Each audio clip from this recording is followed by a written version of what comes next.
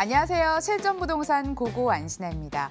통계청이 발표한 자료에 따르면 우리나라 전체 가구 중에 44%가 아직 내 집이 없는 것으로 조사가 됐습니다. 시도별로 보면 주택 소유율이 낮은 지역에 서울시가 꼽히기도 했는데요. 오늘은 투자처도 좋지만 내 집 마련 꿈꿀 수 있는 곳 중심으로 가보겠습니다. 출발할게요. 실전부동산 고! 고!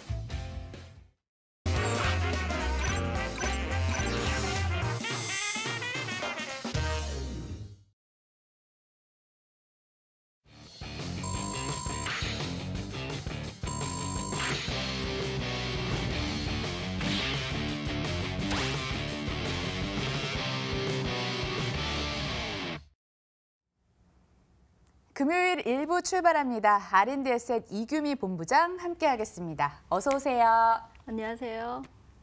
부동산 물건 만나볼 거고요. 내 투자처다, 내 집이다 이렇게 판단이 서시면 언제든지 전화 주시면 됩니다. 오늘 전화번호 02077-6357번 기억해 주세요. 그럼 먼저 부동산 투자 공부부터 해봐야죠. 저번 시간에 이어서 또다시 도시기본계획에 대해서 알려주신다고요. 네, 사실 도시 기본 계획을 아는 것들이 굉장히 어렵다라고 생각하시는 분들이 계신데요. 한강변에 있는 개발 계획이라든가 서울 2030 계획이라든가 이런 것들에 대해서 모르시는 분들이 많이 없지는 않으실 거예요. 한 번은 들어봤고 서울 신문지라든가 아니면은 인터넷상에서도 한두 번은 다 검색을 해보셨을 텐데요. 그것들이 어떤 계획안에서 얼마만큼의 기간을 두고 사실 이루어지고 있는지에 대해서 명확히 알지 못하는 분들이 많으십니다. 2030 계획은 2014년도에 발표를 했습니다. 대부분 20년 단위로 가고 또 5년마다 재정비를 하고 있기 때문에 이제는 2019년을 맞이해서 이제 재정비 전 단계에 그렇게 왔다라고 볼 수 있는데요. 그럼 도시 기본 계획에서는 무엇을 하느냐라고 생각을 하신다면 이제 도시 공간 구조라든가 아니면 어떻게 생활권들을 변모하게 만들 것이라든가 아니면 또 토지에 있는 공지라든가 아니면 지금 많이 이슈화가 되고 있죠. 성동 구치소 부지라든가 아니면 철도 차량 기지라든가 이런 것들의 활용 방안이라든가 것들을 좀 더 장기적으로 계획을 세워서 가져가겠다라는데 너무 긴 거리로 가면은 안 되니까 한 5년마다 다시 한번 정비하자는 게 도시 기본 계획의 취지입니다. 이런 것들이 이제 완성 단계에 있는 것들을 통해서 내년에 이제는 어떻게 하면은 2040까지의 우리 도시 기본 계획을 좀 더 체계화할 거라는 그런 토론회가 사실 8일 날 이렇게 열렸었는데요. 그때는 이제 지방 분권이라든가 아니면 남북 간의 교류, 또 4차 산업혁명을 통해서 스마트 시티를 조금 더 만들어보자라는 그런 취지, 또 도심 회복력이 지금 많이 증진되고 있죠. 도로가 더 넓혀지고 있고 또 없는 곳에 또 신설이 되기도 하고 있는데요. 또 도심 재생은 사실 굉장히 요즘에 이슈화되는 구조이긴 한데 그런 것들에 대한 확대가 굉장히 많이 논의되어졌다라고 합니다. 근데요, 사실 지금처럼 주택 시장이 굉장히 예민할 때는 초미의 관심은 2014년 지정 당시에 초고층 아파트를 35층으로 층수 제한한 것들에 대한 관심도가 가장 집중이 됐다라고 말씀드릴 수가 있는데요. 실제로 35층 이하로 제한을 넣었기 때문에 작년 같은 경우는 음마아파트가 49층을 심의를 넣었다가 낙마한 예가 있어서 서울시의 고가주택을 갖고 또 재건축을 앞두고 있는 그런 곳에 거주하시는 분들은 어떻게 정책이 변할 것인지 도시 기본 계획이 어떻게 정비될 건지에 대해서 사실 부와 관련돼 있기 때문에 굉장히 많은 관심들을 갖고 있다라고 볼 수 있습니다. 그래서 이런 도시 기본 계획을 알아가는 것들이 내 삶에 또 내가 터를 잡고 있고 내가 가지고 있는 어떤 재산에 대한 행사를 할 때 매도나 매수 포인트 굉장히 많은 고민 상담들의 요지들이 그런 것들인데요. 먼저 알고 좀 더 선별하고 무분별하게 투자하지 않는 그런 방안의 기초 방안으로 이런 도시 기본 계획들이 어떻게 설정되고 어떻게 정책적으로 변해갈 것인지에 대해서 조금은 염두를 두시는 게 현명한 그런 공부가 되지 않을까 싶습니다. 네. 계속해서 이어주세요. 예. 그러면 도시 기본 계획은 서울시 2030 플랜의 상위 계획이 있겠죠. 그럼 국토종합계획의 단계에서 국토종합계획은 광역 도시권과의 연계된 계획들로 이루어진다고 볼 수 있습니다. 때문에 지금 서울시 철도 KTX라든가 SRT 같은 경우들이 이제 교통이 착공을 하거나 아니면 개통을 하는 경우에 굉장히 지가라든가 도심의 변동들이 굉장히 많이 이루어지고 있는데요. 그런 것들은 광역으로 이루어지는 이루어져서 서울 플랜과 또 수도권의 광역이 같이 연결되어진다고 볼 수 있습니다. 자, 서울시에 사시지만 실제로는 수도권과 연결성이 있기 때문에 또 상위 계획도 많이 보셔야 되는데요. 광역 도시 계획이라든가 국토 종합 계획부터 상위 계획으로 먼저 올라가셔서 보실 수 있는 그런 시야들도 가져가셔야 된다고 말씀드릴 수가 있습니다. 지금 보시는 것처럼 수도권 권역의 분류 화면들이 현황들이 나오고 있는데요.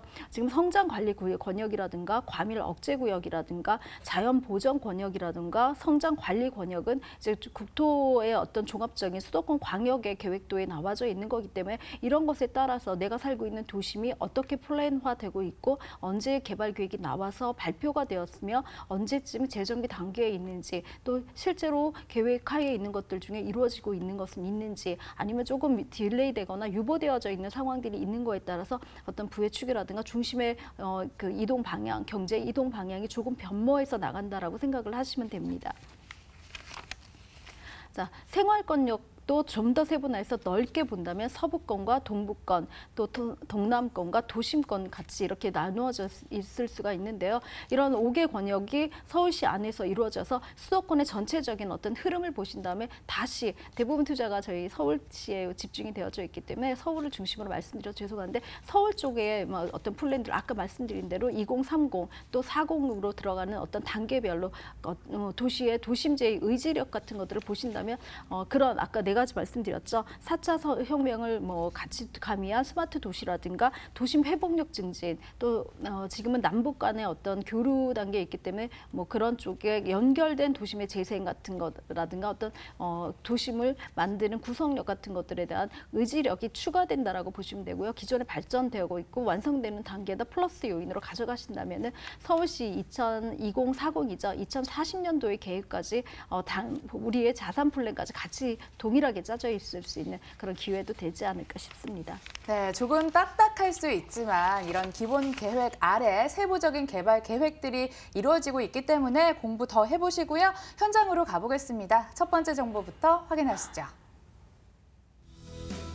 서울시 동대문구 용두동 오피스텔 기다리고 있습니다. 위치는 2호선 용두역에서 도보로 5분 거리, 2019년 3월 준공 예정으로 19층 건물 내 9층에 방 1개, 복층 침실, 욕실로 구성됐습니다. 매매 금액은 1억 7,600만 원, 임대 예상 금액이 보증금 1,000만 원에 월 75만 원, 대출 가능 금액 1억 2,700만 원 예상했을 때 실제 투자 금액 3,900만 원 예상되는 곳입니다. 여행과 패션의 메카 동대문구 와봤습니다. 용두동에서 투자처 한번 찾아보자고요. 지역에 대한 자세한 설명 들어볼게요. 네. 용두동 하면 낯설지 모르시겠지만 청계천 하면은 모든 분들이 한 번쯤은 이제 다녀오시고 관광객들도 굉장히 선호하고 또 외국 분들도 이런 식으로 도심에 어떤 천이 개발될 수 있다라는 그런 것들 때문에 많이 다녀가신다고 하는데요. 그런 청계천 뷰를 가지고 있는 굉장히 입지가 좋은 곳에 있는 물건이라고 말씀드릴 수 있습니다. 2호선 용두역에서 도보 5분권 이내에 있습니다. 2호선 라인이라서 굉장히 좋은 라인이기도 하고요. 또 신설 역세권 1, 2호선이 같이 있는 신설동과 제기동에서도 사실은 좀 근거리긴 하지만 도보권으로 이용하실 수 있는 그런 거리 내에 있습니다. 뿐만 아니라 이제 서부선의 연장이죠.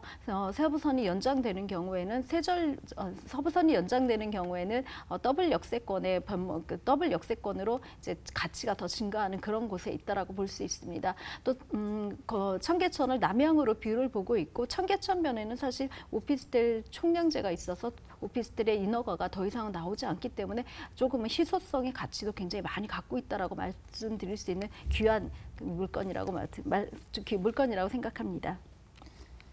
네, 건물 특징도 들어보도록 하겠습니다. 오피스텔이 많이 안 나오는 지역인 걸로 아는데요. 이런 곳에 오피스텔이 지어지네요. 네, 지금 주변의 오피스텔 같은 경우는 최소 한 15년 이상의 연식이 오래된 오피스텔이 많이 있기 때문에 신축 오피스텔에 대한 선호도가 굉장히 좋은데요.